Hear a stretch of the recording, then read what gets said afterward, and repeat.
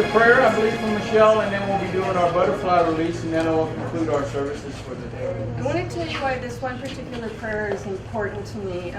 Wendy, who was my mom's nurse, she was very sweet, about 50 years old, from Tennessee, so she had this sweet little way about her and a lovely little accent. And she called me 2 mornings prior, and she says, Michelle, I think we have about 48 hours with Kitty. And she loved my mom. She saw her every single day for about 4 months. And I said, okay. So I was on my way to see Mom anyhow. And as I was driving through the back part of the country of Lucadia, it's very green, it's gorgeous, and it's just an environment we all have to just always be in. And this prayer came to me from home. And so I pulled over and I wrote it down. The significance of it being on the dove card is because when Daddy died, he released 21 doves. It's a implication of him being in the military and then just his soul going up to the heavens. This is what came to me. Daddy, take her in your arms where she belongs. She's missed you every day since you've been gone. Her heart is gentle, her words are sweet. The love you shared is hard to repeat. The child you birth misses you so and hopes someday will reunite with you both. My heart is broken and will never repair, but will hold you both close in my heart till I'm there. Please rest assured I'm cared for here by those you've left behind and the memories that we share. With everlasting and undying love, I love you, Mom and Dad, forever in my heart. Michelle. Oh, amen. And then one other, the reason I chose the Hail Mary is because when Mom had her first cerebral aneurysm in 1972, she was pronounced pretty much gone, and they gave her last rites. But during the last rites, totally unconscious, she sat up and said one full Hail Mary and laid back down for another 10 days, and then woke up and she was fine. So the significance of the holy cards with the Mother Mary is that Hail Mary is on the back of it, and I know it's directly from my mom. And I just want to tell you all meant so much to her. She cherished her friendships. She looked so forward to spending the times with you. She couldn't do enough to make everyone happy and fill your hearts with her love. And with that, I have one other thing to say is I miss her so much, but about 5 days after she passed, she came to me in a dream. It was so real. I heard her voice. Her eyes were brilliant blue. And I saw her lying down, and she's in her baby blue sweatpants and a little sweatshirt that matched. And I bent down to pick her up, and I cradled her in my arms, but she wasn't old anymore. Her hair was dark. Her eyes were bright blue. She didn't have any, aging, signs of aging. And she looked me in my eyes, and she says, "It is what it is, Michelle." And then she got up and walked away. And I never saw her since. And I just think it was her way of telling me I'm exactly where I want to be. And I want to be with your dad, and I love everybody I left behind, but when it's your time, come hang out because it's really, really nice. Oh, and then the father was talking about the clouds. Well, my mom was little.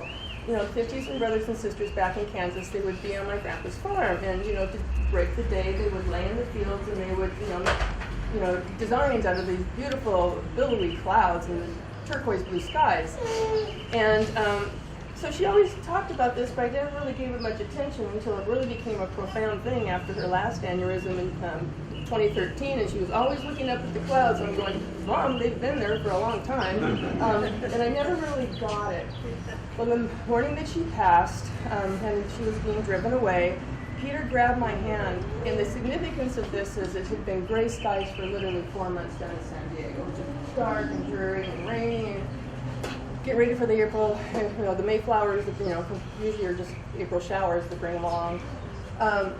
Peter says, Michelle, look above the van. And when I did, the sky had opened up to a turquoise blue, and there was an angel, and there was a cloud in the shape of an archangel blowing a trumpet. Peter grabbed my hand and he said, Michelle, she's made it. And I knew she had. She was in heaven. She knew exactly where she wanted to be.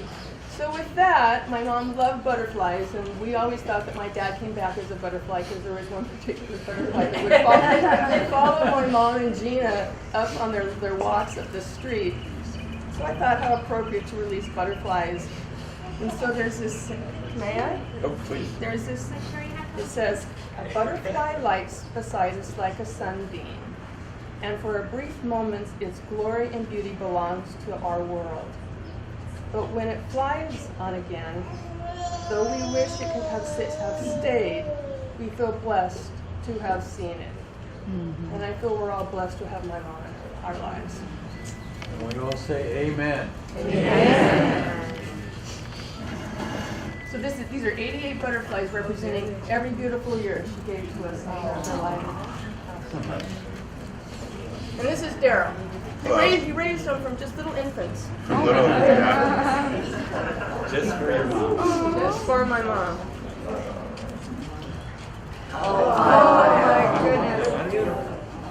Just gotta wake them up now. Yep, you're free. And what's really cool too is the migration of the butterflies. Nadia, who owned the home where Mom was staying towards the very end, gets up at 4 o'clock every morning to prepare for the rest of her clients. She has like 10 women that live with her. And she says at 5 o'clock in the morning she went outside and her entire home was filled with butterflies, completely encompassed. And then the next day Peter says, run downstairs. We were up in the condo at the beach. And I did, and they were migrating past our house for about 45 minutes, thousands and thousands of butterflies. And I knew it was my mom. My insurance come They're getting there, guys.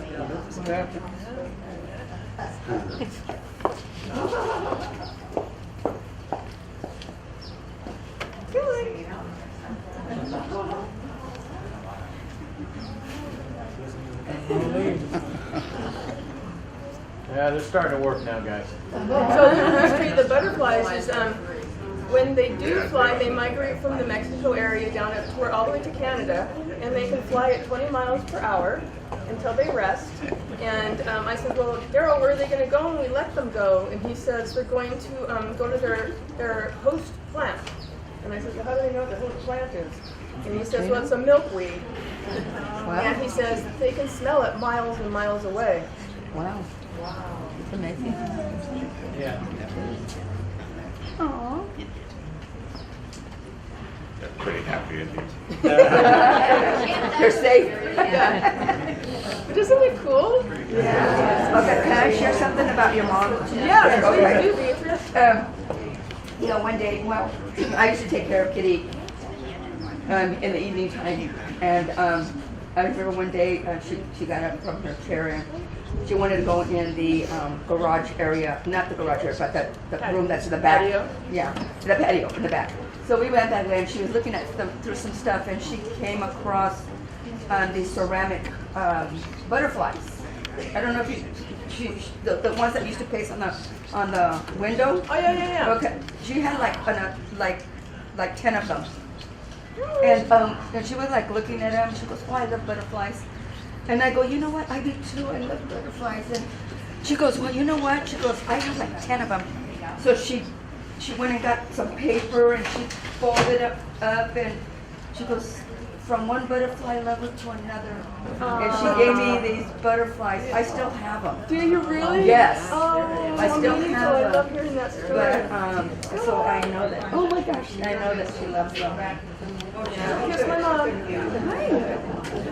Oh, kiss Kitty. One more. You sit on my shoulder? Yeah.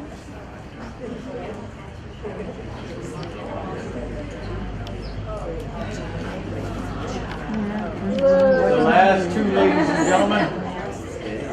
I'm going to stay with you. That's okay.